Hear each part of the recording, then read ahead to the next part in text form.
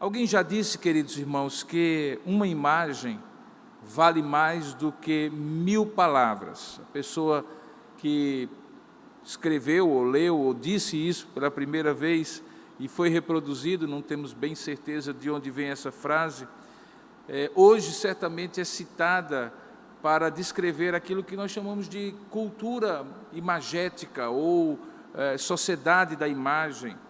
Como é que as pessoas formam conceitos, opiniões, muito mais pela aparência das coisas do que pela essência delas.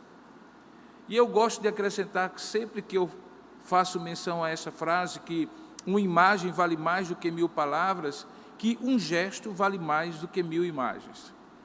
Ou seja, se uma imagem vale mais do que 1000 palavras, um gesto concreto vale mais do que 1000 imagens. Porque eu acredito que existe um significado em todos os gestos que nós praticamos, temos na vida, e que eu gosto de chamar de coreografia da vida. Existe uma coreografia na vida de cada um de nós, e nesta manhã nós vamos ver, dentro da sequência das exposições bíblicas que estamos fazendo, a coreografia do Redentor Jesus Cristo. Você lembra que essa história de Jesus que nós estamos sinteticamente expondo nessa série de 4 olhares, nessas 4 temporadas anteriores, os princípios, os coadjuvantes, os encontros e os ensinos do Mestre, Mateus, Marcos, Lucas e João são conduzidos pela inspiração do Espírito Santo a registrar eventos que conduziram para o desfecho dessa narrativa naquilo que nós chamamos de a Semana Santa. Esta última temporada, que nós estamos chamando da temporada da Paixão e da Glória, ocupa 7 capítulos dos 28 capítulos de Mateus, 6 capítulos dos 16 capítulos de Marcos, quase 5 capítulos dos 24 capítulos de Lucas e 10 capítulos, quase a metade dos 21 capítulos de João. Mas não é apenas pela quantidade de espaço que essa semana, única semana, a última semana da Paixão e da Glória do Redentor, ocupam em toda a narrativa de cada um dos 4 olhares, de cada um dos 4 evangelistas, que essa semana é importante.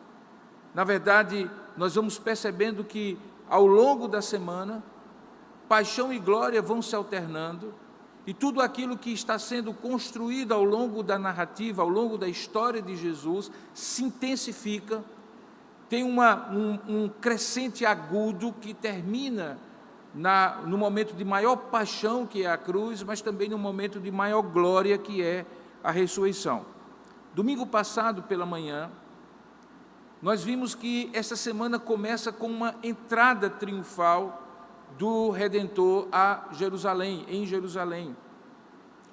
Vimos como aquela multidão que o acompanhava desde Betânia, que se encontra em algum momento com outras multidões, entra na cidade santa, e ali todo aquele povo está dizendo para o Senhor: Hosana, bendito que vem em nome do Senhor.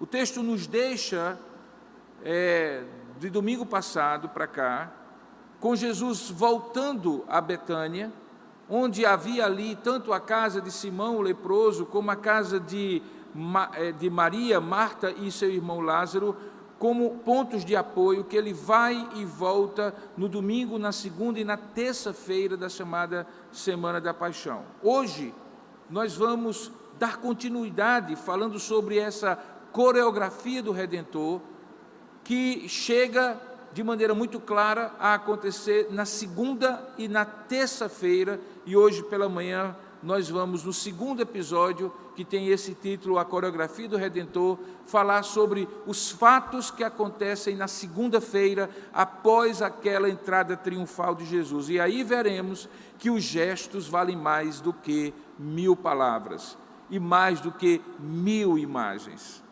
Abra, portanto, a sua Bíblia em Marcos capítulo 11, nós vamos ler do versículo 12 ao versículo 19, e eu convido você a acompanhar essa leitura da palavra de Deus. Marcos capítulo 11, do verso 12 ao verso 19, da palavra de Deus. Veja o que diz a descrição de Marcos, que eu estou tomando como ponto de apoio, o olhar que vai nos conduzir, mas que eu vou fazer referências em alguns momentos aos outros olhares de Mateus, de Lucas, sobre esses episódios da segunda-feira. Diz assim no verso 12: no dia seguinte, ou seja, na segunda-feira, quando saíram de Betânia, e aí se pressupõe Jesus e os seus discípulos, Jesus teve fome.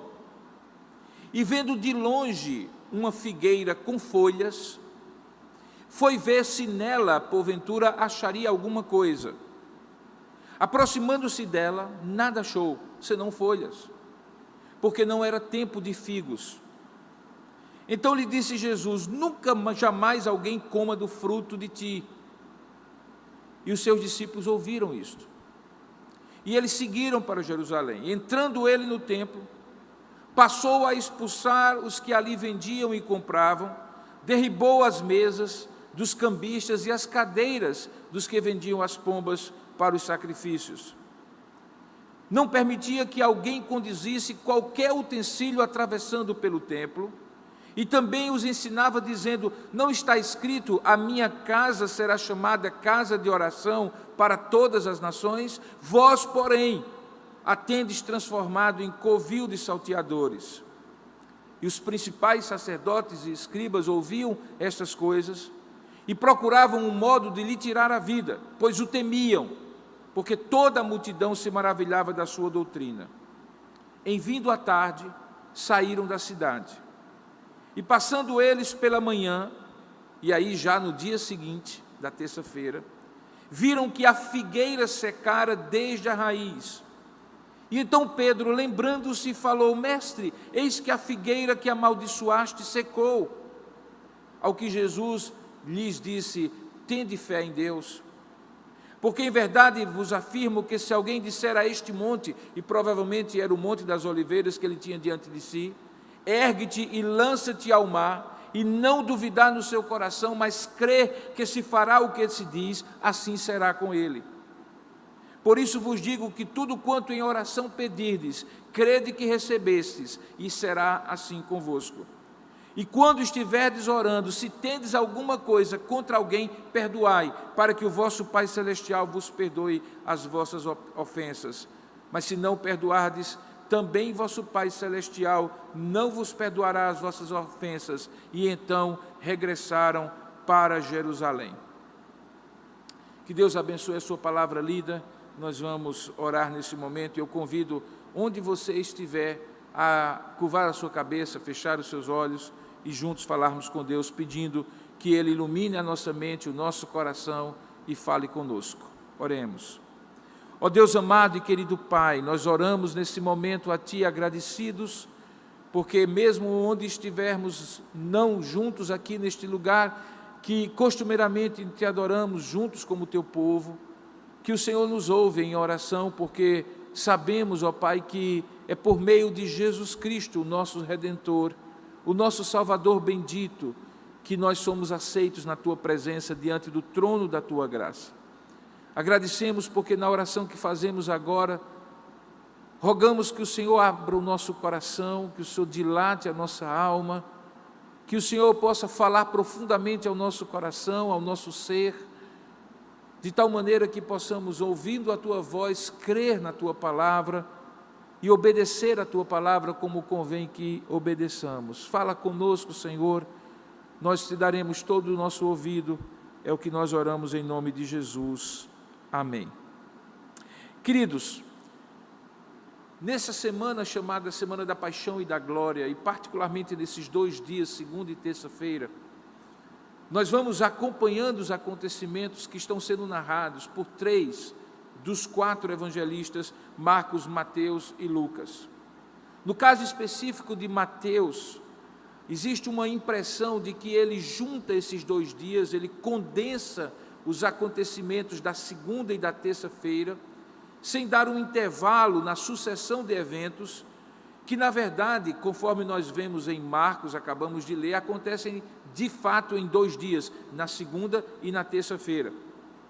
Apesar disso, é Mateus que inclui a maior parte do conteúdo do que ocorre naqueles 2 dias, e que ficará mais claro na exposição de hoje à noite, quando eu darei sequência a estes 2 dias da Semana da Paixão e da Glória. No caso de Lucas, é muito claro que ele é sucinto, muito reduzido, assim como Marcos foi na leitura que nós fazemos. E com referência a esses 2 dias, segunda e terça, no caso de João, que nem é citado nessa exposição desses 2 dias, é porque ele nada diz sobre esses 2 dias, fazendo com que o seu olhar seja mais concentrado no momento da última ceia.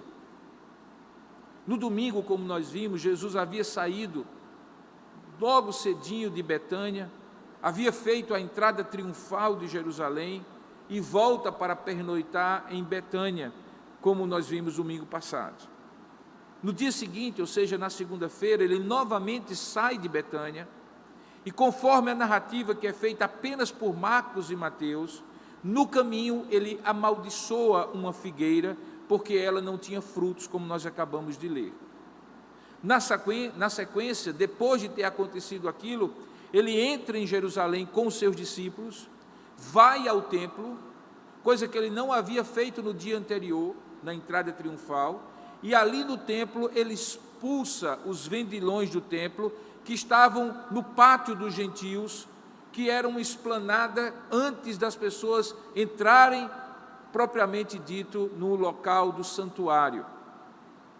Marcos registra, como nós vimos, que logo depois daquela expulsão dos vendilhões, dos cambistas, dos comerciantes do templo, que ele volta ao fim do dia para pernoitar em Betânia. Naquela segunda-feira, aqueles 2 atos descritos por Marcos e Mateus, a maldição da figueira e a purificação do templo, eram gestos que tinham significados profundos. Aquela figueira cheia de folhas, que deixava a entender que havia também frutos, era na verdade um símbolo de Israel, do Israel da época de Jesus Cristo, que tinha na figueira, na oliveira e na videira 3 árvores que de certa maneira espelhavam, refletiam a relação de Deus com aquele povo. Alguns chamam das árvores sagradas do povo de Deus, a oliveira, a figueira e a videira. Aquela que dá o azeite, aquela que dá o vinho e aquela que dá os figos para alimentação. De modo que, quando Jesus amaldiçoa aquela figueira, o simbolismo do gesto tem a ver com a rejeição e o juízo de Deus sobre Israel.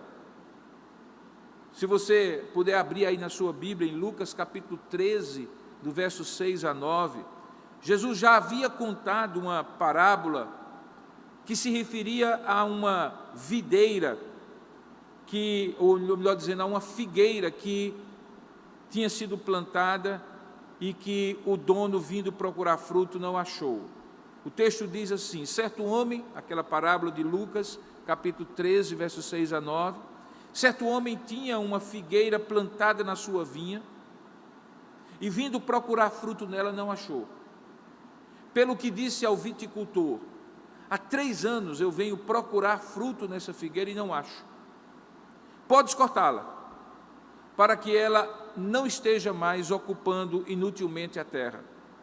Ele, porém, respondeu: Senhor, deixa ainda esse ano, até que eu escave ao redor dela e lhe ponha estrume, e se vier a dar fruto, bem está, se não, então mandarás cortá-la.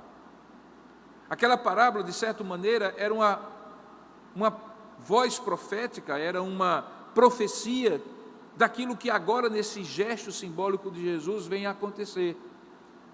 A figueira é então amaldiçoada, porque, de alguma maneira, aquelas folhas que estavam ali davam a impressão a quem passasse pelo caminho que era uma fruteira, uma figueira que dava fruto, que produzia alimento, que era a finalidade daquela árvore, mas que na verdade era apenas aparência, era apenas folha e não fruto.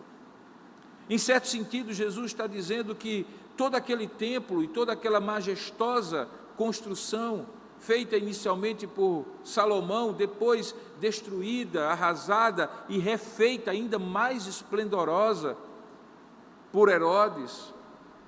Uma construção gigantesca que aglomerava pessoas vindas de todos os lugares do mundo que confessavam o Deus de Israel. Na verdade, era como uma figueira cheia de folhas, e todos aqueles rituais e sacrifícios, as roupas dos sacerdotes, toda a pompa e circunstância daquele culto, que de fato tinha sido instituído por Deus, mas que tinha perdido o sentido, eram como folhas de uma figueira.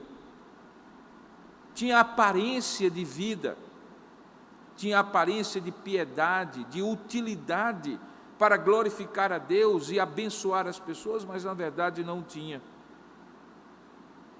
Marcos conta que na manhã seguinte, ou seja, na terça-feira, quando eles estavam agora mais uma vez saindo de Betânia cedo para voltar a Jerusalém nessas idas e vindas, Pedro exclama: Rabi, olha aí que a figueira que o Senhor amaldiçoou secou, como nós lemos. E é Mateus que narra que, junto com ele, os seus discípulos começaram a espantar-se como é que a figueira de um dia para o outro havia se secado imediatamente.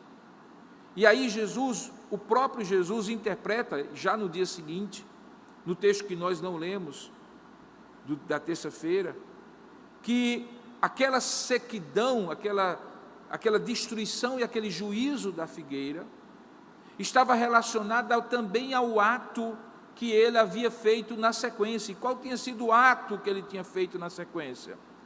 O texto que nós lemos informa.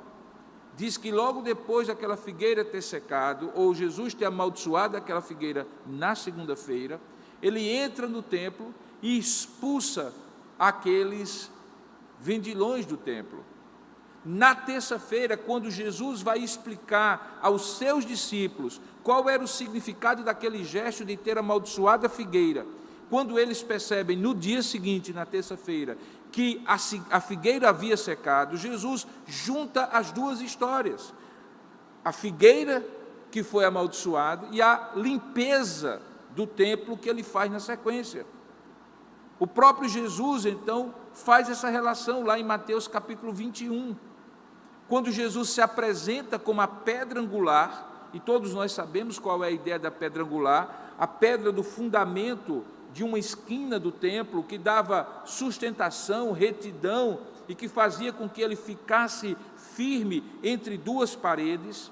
Aquela pedra angular havia se tornado uma pedra rejeitada na construção espiritual que transcendia aquele templo, e que aquele templo deveria simbolizar, mas que não estava mais simbolizando. No verso 42 do capítulo 21 de Mateus, que é o texto correlato a esse, Jesus pergunta: nunca leste nas Escrituras? A pedra que os construtores rejeitaram, essa veio a ser a principal pedra angular. Isso procede do Senhor e é maravilhoso aos nossos olhos. Ele está citando o Antigo Testamento. Portanto, ele conclui: eu vos digo que o reino de Deus vos será tirado e será entregue a um povo que lhe produza os respectivos frutos. É uma referência à à figueira que havia secado. E aí ele volta ao tema da pedra e diz assim: tudo que cair sobre esta pedra, que era pedra angular e que se tornou pedra rejeitada por vocês, cairá e ficará em pedaços, e aquele sobre quem ela cair ficará reduzido a pó. E aí então que precisa ser compreendido que aquela maldição sobre a figueira e ato contínuo, a limpeza do templo, são dois atos, dois gestos que falam muito mais do que palavras, como eu falei no início dessa mensagem.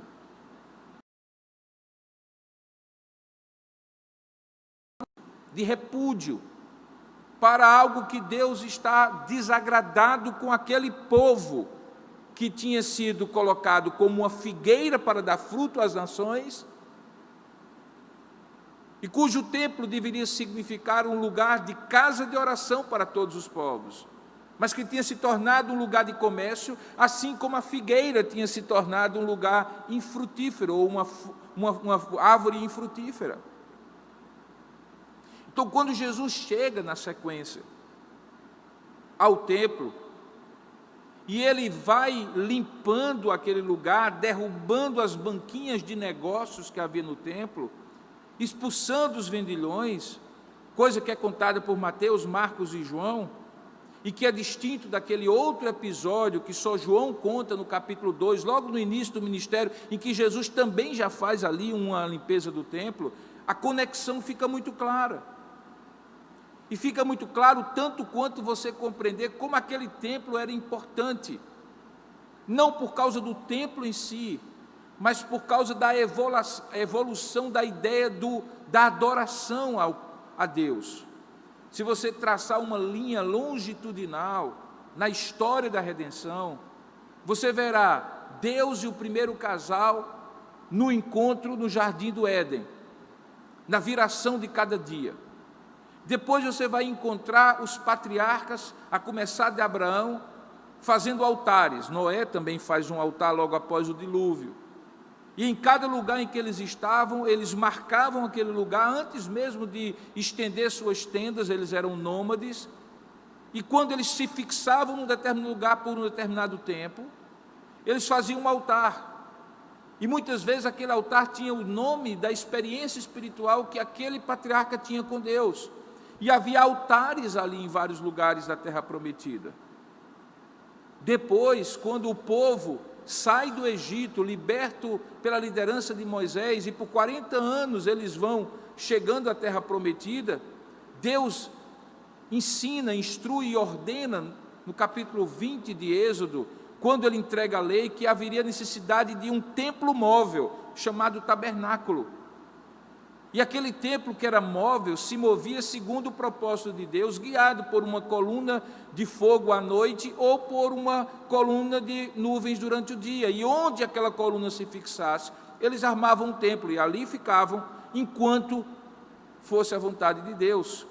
Todo o acampamento estava ao redor daquele tabernáculo, simbolizando que toda a vida civil, familiar, política, econômica era voltada e centralizada naquele tabernáculo. Era um templo móvel, mas que Deus havia marcado ali o lugar onde se encontraria com o povo. Quando eles chegam na terra prometida e a coisa evolui, Deus coloca no coração de Davi, o segundo rei de Israel, o desejo de construir um templo. Ele produz todas as condições, mas Deus o proíbe, porque ele era um homem guerreiro, como Deus mesmo colocou: você tem sangue nas mãos, mas o teu filho Salomão edificará o templo para mim. E Salomão edifica. E aquele templo, talvez uma das orações mais belas de todo o Antigo Testamento, é a oração que Salomão faz na inauguração daquele templo.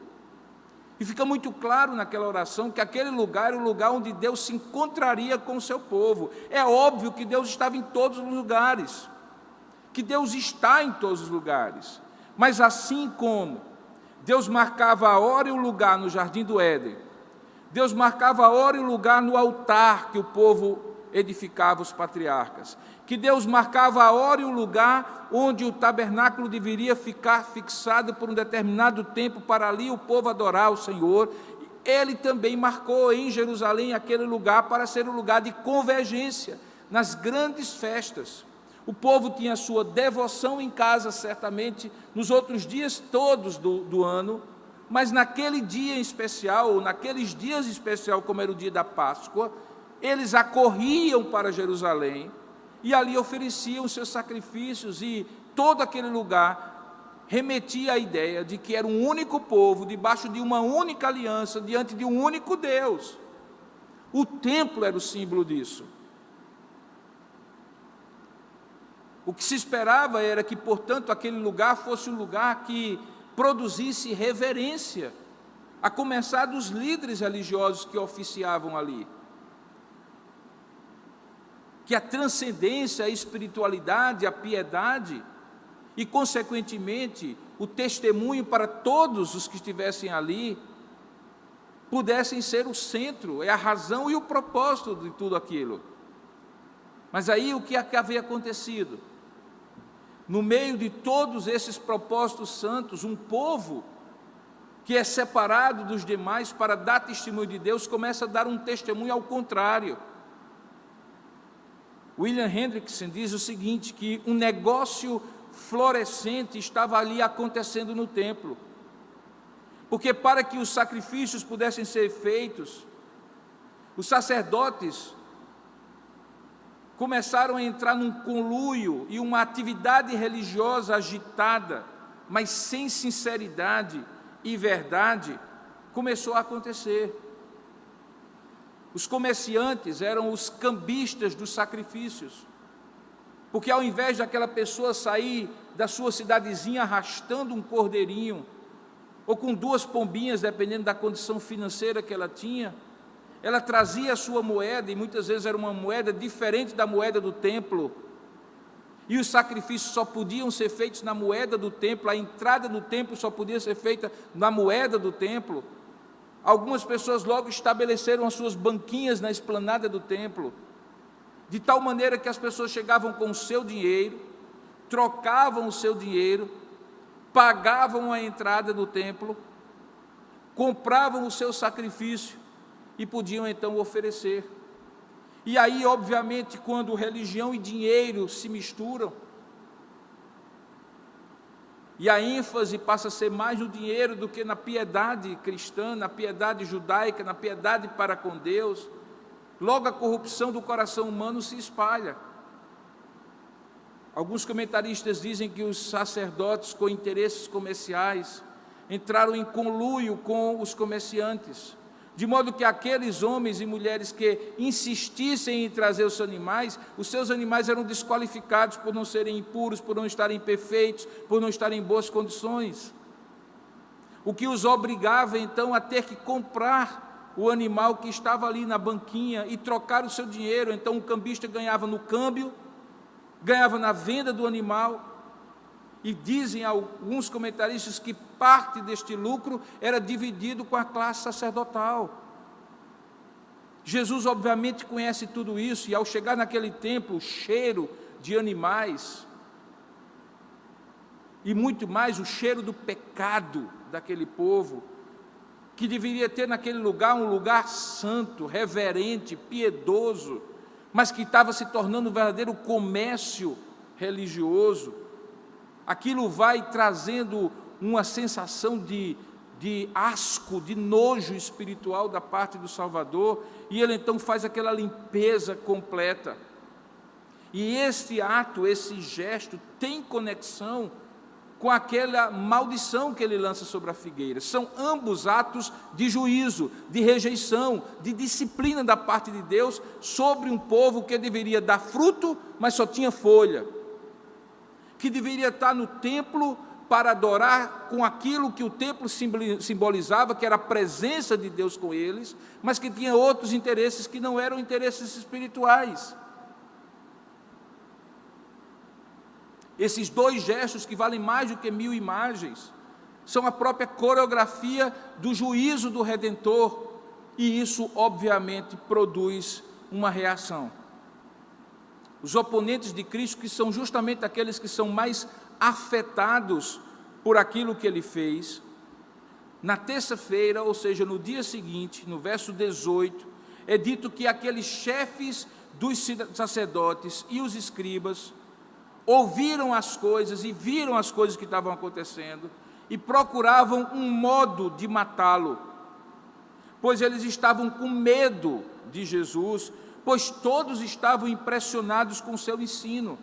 Havia uma comoção popular pela exploração contínua, mas nunca ninguém tinha galvanizado, atraído, convergido para si no seu ensino e no seu gesto, como Jesus havia feito. E o povo então o proclama, o povo o encoraja, o povo fortalece a sua ação e o seu gesto, e todas as autoridades religiosas ficam preocupadas, mas procuravam matá-lo, porque a pregação de Jesus, o gesto de Jesus, incomodava-os, porque flagrava a hipocrisia e a corrupção da religião que eles proclamavam e que eles praticavam. É claro, irmãos, que um ato tão aberto e público quanto a purificação do templo não poderia ter passado despercebido pelos sacerdotes e pelos principais escribas, os líderes do povo. O sinédrio inteiro, o mesmo que depois vai julgar e condenar Jesus, é profundamente afetado. e fica cheio de ressentimento. Lucro havia se perdido. Se continuasse, se perderia para sempre. E mais do que isso, controle social em nome de um suposto Deus que não era o Deus verdadeiro. Religioso também estava sendo questionado agora por Jesus. Então esses homens, mais do que nunca, que já tinham tido problemas ao longo da história de Jesus, sempre confrontando-o quando ele dizia as verdades do reino, agora convergem para a ideia de que devem matar Jesus. No entanto, eles não conseguem capturá-lo naquele momento. Por quê? Porque o medo do povo os impedia de agir contra o seu inimigo. Marcos narra, irmãos, que naquela noite, depois daquela limpeza do templo e toda a comoção e todo o barulho que aquilo produziu, Jesus e os discípulos voltam para Betânia. Antes, porém, deles voltarem para Betânia, o olhar de Mateus, não de Marcos, o texto que nós lemos, mas o olhar de Mateus diz que, capítulo 21, verso 14 a 17, que Jesus curou muitas pessoas. Se você for lá o texto, Mateus capítulo 21, 14 a 17, Mateus é quem conta essa parte da cura que Marcos não conta, que Marcos passa por cima, e que acontece exatamente antes de Jesus deixar na segunda-feira a Jerusalém para voltar a Betânia. Veja aí.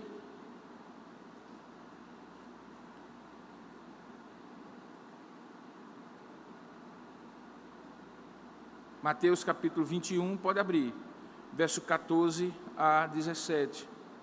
Diz assim, olha: vieram a ele no templo cegos e coxos, e ele os curou.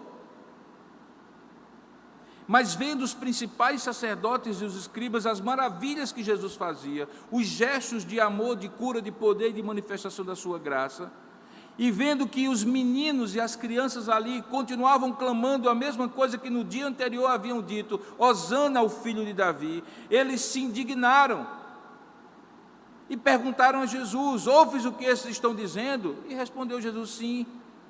Vocês nunca leram? E aí ele cita o Salmo 8, da boca de pequeninos e crianças de peito tiraste o perfeito louvor. E aí é um terceiro gesto de Jesus que vale mais do que 1000 palavras e que 1000 imagens.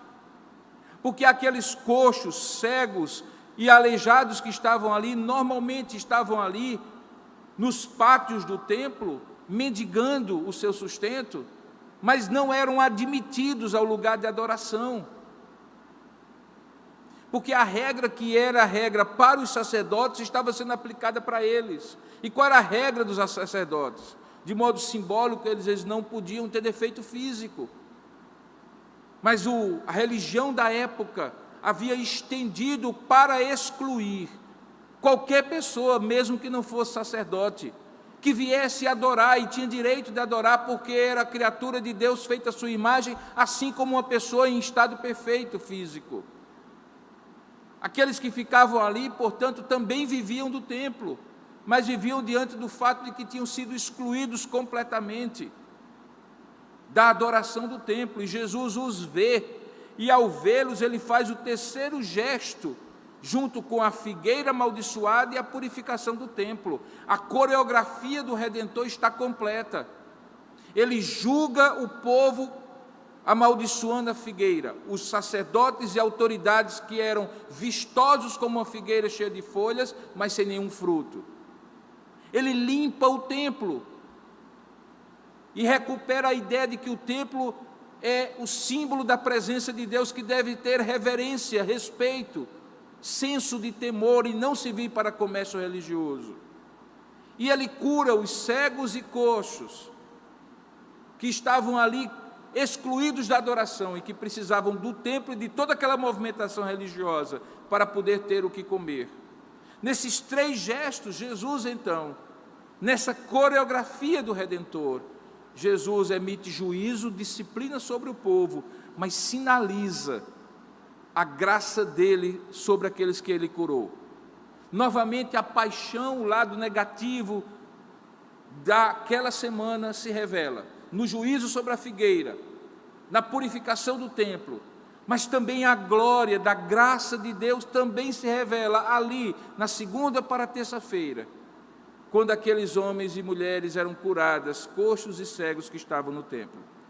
Sabe, irmãos, essa aparente mistura de assuntos, árvore e templo, fruto, pedra, curas realizadas por Jesus, crianças louvando, autoridades religiosas querendo prendê-lo e matá-lo, só faz sentido justamente porque naquele lugar era o lugar em que haveria de acontecer a grande adoração que Deus tinha criado esse povo para oferecer a Ele, o grande testemunho para as nações, e que naquela ocasião, naquela Páscoa em específico, também seria o cenário da paixão e da glória do Redentor.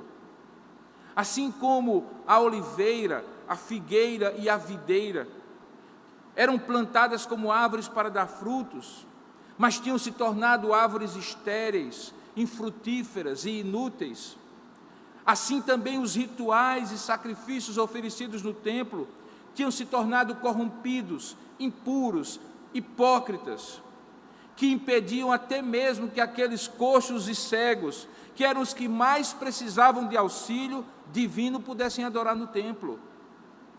Todos aqueles gestos de Jesus, naquela segunda para terça-feira, denunciavam um povo que havia feito um pacto com Deus, e aparentemente por meio de uma religiosidade hipócrita, parecia manter a aliança e obedecer aos seus princípios, mas na verdade se afastar a tempo de Deus, e eu só mantinha folhas sem frutos. Um templo destituído da sua glória, da reverência e da piedade, da presença e do temor de Deus ali naquele lugar. Todos aqueles gestos, portanto, denunciavam essa contradição, e que Jesus deixa claro que a sua mensagem denuncia, antes mesmo de criar um problema tão grande como nós veremos na sequência, que as pessoas e as autoridades, principalmente as autoridades religiosas, acabam encontrando a solução de dar cabo da sua vida. As lições ensinadas, irmãos, nesses três gestos são muito claros, ou muito claras. Elas podem ser resumidas da seguinte maneira: primeiramente, Jesus está punindo a degradação da religião e insistindo na reverência da vida e do culto. Jesus está repreendendo a fraude, no caso especialmente a fraude religiosa, e está exigindo honestidade de adoração no coração, antes do ritual visível que era oferecido ali no templo. Ele também está repreendendo a indiferença em relação àqueles que desejam adorar a Deus, que declaram que o templo era o lugar onde poderiam se reunir como povo da aliança e uma casa de oração para todas as nações, mas que, na verdade, estava servindo de mau testemunho para todos que estivessem ali. Tudo isso Jesus fazia como gestos proféticos e simbólicos do lugar que Deus precisa ter na vida dele. E esse lugar precisa ser central e não periférico. Não pode ser substituído por folhas. Não pode ser restrito apenas a lugares físicos. Embora o lugar físico, quando devidamente consagrado para o povo da aliança adorar a Deus, deve ser visto com reverência, com temor. Sabe, irmãos, aquela vastidão daquele templo, a beleza das folhas daquela figueira, inspiram a reverência, conduzem à adoração. No entanto, tudo que é belo e tudo que é grandioso ali havia se perdido, porque tinha se tornado apenas aparência. Quando nós pensamos nos dias de hoje, na nossa própria vida, nós somos levados a pensar se com certas adaptações ou semelhanças e diferenças nós não estamos caminhando na mesma direção. É preciso, portanto, ao mesmo tempo que cultivemos uma espiritualidade de coração, regida pela palavra de Deus, que não se restringe a espaços físicos, no entanto, termos consciência de que determinados lugares, determinados momentos, determinadas situações em que o povo se congrega para adorar a Deus, devem ser momentos e lugares sagrados de reverência a Deus, que deem testemunho para os demais que estão aí. Não apenas folhas, mas folhas e frutos. E que esses frutos implicam, inclusive, em cuidar daqueles que essa religião formal daquela época e qualquer religião formal da época de hoje não cuidam. Os cegos e coxos que são excluídos da prática, da piedade, da religião, da comunhão com Deus, por uma série de processos de exclusão. Nós estamos vivendo tempos difíceis, todos acompanharam nessa semana os grandes embates jurídicos, teológicos, filosóficos e de toda a ordem que envolvem a questão do isolamento social e particularmente daquele aspecto em relação aos templos religiosos, não apenas cristãos, mas de todas as religiões. Muita coisa foi dita, muita coisa foi escrita, mas eu gostaria de chamar a sua atenção um fato, esse que está descrito aqui, é que quando Jesus condena a religião externa, Ele não está descaracterizando ou descredibilizando nem o templo, nem todos aqueles rituais simbólicos que manifestavam a esperança de que Jesus, o Messias, haveria de vir e de fato estava ali diante deles. Quando Ele destrói tudo aquilo, quando Ele amaldiçoa a figueira, quando Ele derruba as mesas dos cambistas, quando Ele expulsa aqueles comerciantes do templo, Ele faz justamente porque aquilo era importante e precisava ser purificado, precisava ter uma lição, e a lição vem quando Ele expulsa comerciantes e atrai pessoas carentes. Talvez essa, irmãos, seja a grande lição desses dias de hoje, em que por razões as mais diversas, e como eu costumo dizer, certamente algumas delas injustas, com igrejas como a nossa que estavam e estão cumprindo as suas exigências legais e sociais, contribuindo para a situação, mas que são penalizadas por não termos o culto presencial, que é o único culto que podemos oferecer a Deus, visto que o que nós estamos fazendo aqui é a transmissão daquilo que nós estamos cultuando aqui, esperando que você cultue aí. Quando esse momento acontece, irmãos, é preciso lembrar que apesar de estarmos colaborando, o lugar em que o povo de Deus, no dia do Senhor, precisa estar é na casa do Senhor, mas que não precisa estar e não deve estar pelos motivos que esses mercadores, essas autoridades religiosas estavam, pela religião em si e pelo lucro que essa religião possa dar, mas para poder acolher cegos e coxos que estão excluídos. E se nós não podemos estar aqui, mas podemos fazer isso onde estivermos, devemos fazer, porque aí sim se aplica o princípio de que onde quer que estejamos, podemos adorar a Deus, e tudo quanto fizermos, devemos fazer em adoração a Deus, inclusive curar cegos e coxos, incluí-los no povo de Deus. Eu espero que você tenha entendido essa coreografia do Redentor e a aplique para você, porque nos dias de hoje, se é verdade que uma imagem vale mais do que 1000 palavras, um gesto concreto vale mais do que 1000 imagens, 1000 sermões, 1000 discussões no STF. É quando você coloca na prática, na sua vida, na sua família e na sua igreja, aquilo que de fato é a essência do Evangelho, que Jesus certamente não rejeita, Ele purifica para que Ele possa ter a verdadeira adoração. Que Deus nos abençoe, que Deus nos dê a sua graça e que você seja profundamente abençoado pela palavra do Senhor. Ó Deus amado e querido Pai, nós louvamos e bendizemos o Teu santo nome, Senhor, porque cremos, ó Pai, que este culto que oferecemos aqui neste lugar, os que aqui estão, está sendo oferecido com sinceridade, em espírito e em verdade, diante de Ti. E ao transmitirmos isso para onde quer que as pessoas estejam, a nossa expectativa, ó Pai, que onde quer que elas estejam, um ou vários reunidos, que elas também estejam lá onde estão adorando a Ti, ouvindo a Tua palavra, cantando conosco e adorando o Senhor, o Deus onipresente que está aqui conosco e também está com eles. Mas, ó Pai, acima de tudo, que não seja aqui onde estamos, onde eles estiverem, o tipo de adoração, de corrupção da religião que Jesus purificou no templo naquele dia de segunda-feira da Semana da Paixão.